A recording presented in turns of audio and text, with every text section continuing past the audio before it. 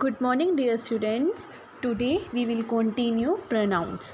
कल हमने प्रोनाउन का मीनिंग और प्रोनाउन में हमने सबसे पहले रीड किया था पर्सनल प्रोनाउंस। आज हम रीड करने वाले हैं बच्चे reflexive pronoun, emphatic pronoun and relative pronoun. तो let's start reflexive pronoun. Reflexive pronouns are pronouns where the subject and the object are the same person.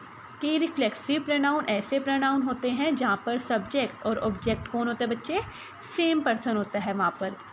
When the action of the verb refers back to the door, और जो action होता है verb का वो refer करता है किसको बच्चे, डोर। डोर मीन्स होता है हमारा subject.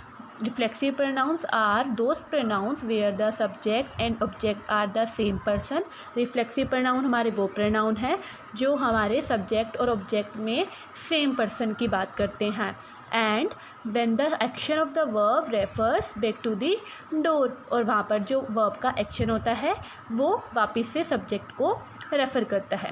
Reflexive pronouns are formed by using self in the singular and self in the plural. Reflexive pronoun कैसे फॉर्म करते हैं बच्चे, कैसे बनाते हैं, उसमें सेल्फ ऐड करते हैं हम सिंगुलर में और सेल्फ ऐड करते हैं हम प्लूरल में।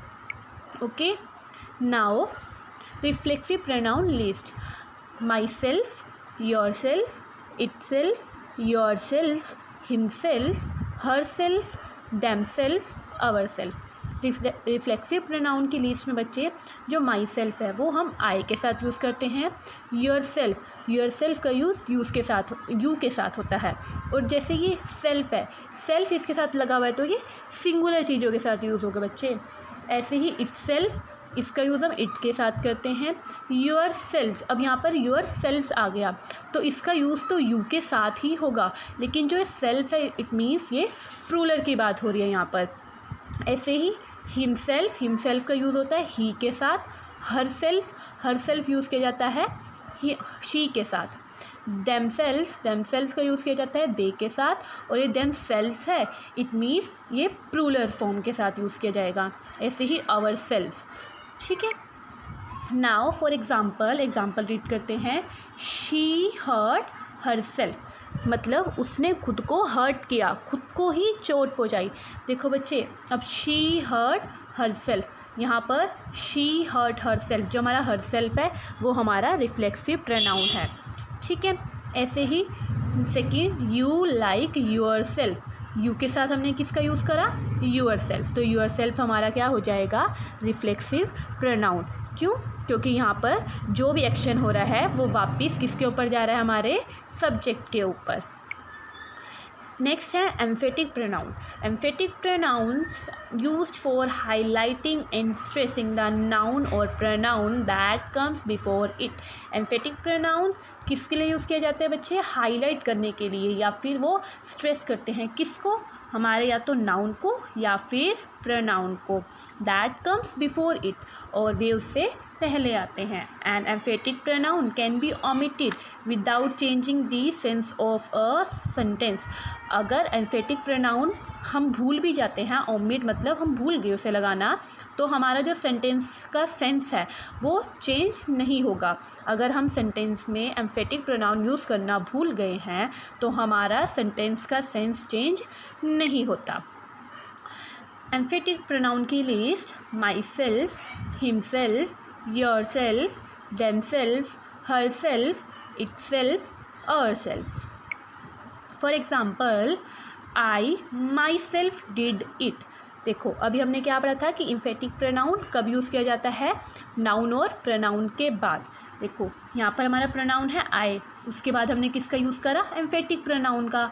आई माई सेल्फ डिड इट, यह मैंने खुद किया। अब ये देखो यह मैंने खुद करा, ये किस पे जोर डाल रहा है, हमारे नाउन या प्रोनाउन पे। और यहाँ पर हमारा प्रोनाउन है तो ये इस पे जोर डाल रहा है, स्ट्रेस डाल रहा है, मतलब इसका महत्व बढ़ा रहा है। तो ये हो गया हमारा एम्फेटिक प्रोनाउन। ऐसे ही she herself told her secret. She हमारा प्रोनाउन है और प्रोनाउन के बाद क्या यूज़ हुआ हमारा, एम्फेटिक प्रोनाउन। तो ये किस पे जोर डाल रहा है, हमारे प्रोनाउन पे। She herself told her secret, मतलब कि उसने खुद ही अपना राज बताया, सीक्रेट बताया। ये हमारे एग्जाम्पल थे एम्फेटिक प्रोनाउन के। Third is relative pronoun.